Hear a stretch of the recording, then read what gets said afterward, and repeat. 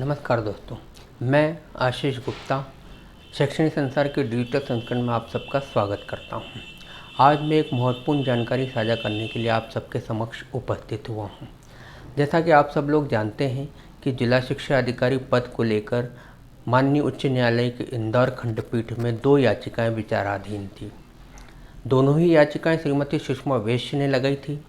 पहली याचिका में उन्होंने श्रीमती पूजा सक्सेना को जिला शिक्षा अधिकारी बनाए जाने पर राज्य शासन के आदेश को चुनौती दी थी। इस याचिका में उन्हें स्टे भी मिल चुका था। दूसरी याचिका में श्रीमती सुषमा वैश्य ने अपने स्वयं के निलंबन के खिलाफ लगाई थी। यह दोनों ही याचिकाएं माननीय उच्च न्यायालय ने क्लब कर दी थी और इस पर अपनी सुनवाई करते हुए निर्णय सुरक्षित रखा था। यह सुनवाई 16 मई 2025 को हुई थी और गत शनिवार को इस सुनवाई के फलस्वरूप माननीय उच्च न्यायालय ने अपने निर्णय को सार्वजनिक भी कर दिया था। दोनों ही याचिकाओं में से पहली याचिका जिसमें श्रीमती सुषमा वैश्य को स्टे मिला था, वह स्टे खारिज करते हुए माननीय उच्च न्यायालय ने एक अभूतपूर्व निर्णय सुनाया। इस निर्णय के फलस्वरूप माननीय उच्च न्यायालय ने राज्य शासन को आदेशित किया कि वह याचिका के दोनों ही पक्षों को दरकिनार करते हुए किसी तीसरे पक्ष को जिला शिक्षा अधिकारी पद के नाम के लिए विचार करे।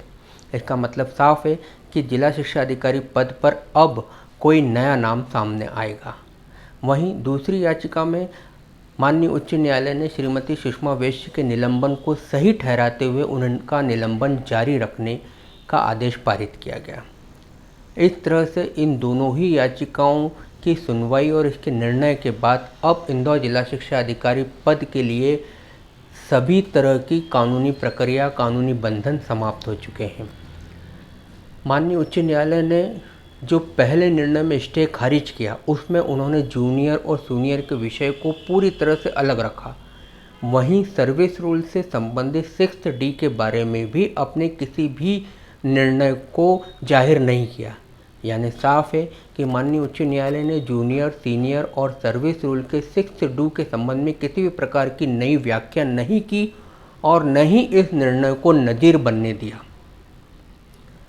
दूसरी याचिका में श्रीमती सुषमा वैश्य ने जो अपने स्वयं के निलंबन को चुनौती देते हुए माननीय उच्च न्यायालय में याचिका दायर की थी, उसमें भी माननीय उच्च न्यायालय ने प्रशासन, जन सुनवाई और जन उपयोगी कार्यों को महत्व देते हुए उनके निलंबन को सही माना। बहरहाल दोनों ही याचिकाओं पर माननीय उच्च न्यायालय ने जो स्पष्ट निर्णय सुनाया, उससे जिला शिक्षा अधिकारी और जिला शिक्षा विभाग में एक हर्ष का माहौल है। उसका कारण ये है कि गत 10 माह से इस पद को लेकर विभाग में एक तरह से अनिश्चितता और निराशा का माहौल छाया हुआ था। निश्चित तौर पर राज्य शासन अब इस पद पे नए नाम पर विचार करके इसकी नियुक्ति करेगा। बहरहाल जिला शिक्षा अधिकारी पद पर लेकर न्यायालय के इस निर्णय से पूरे विभाग में इस पद को लेकर छाई हुई अनिश्चितता की धुंध अब समाप्त होगी और विभाग के कामों में अब तेजी आएगी। आज के इस स्पेशल एडिशन में बस इतना ही। अगले एडिशन में मैं फिर हाजिर होऊंगा एक नए विषय के साथ, एक नई जानकारी के साथ। नमस्कार।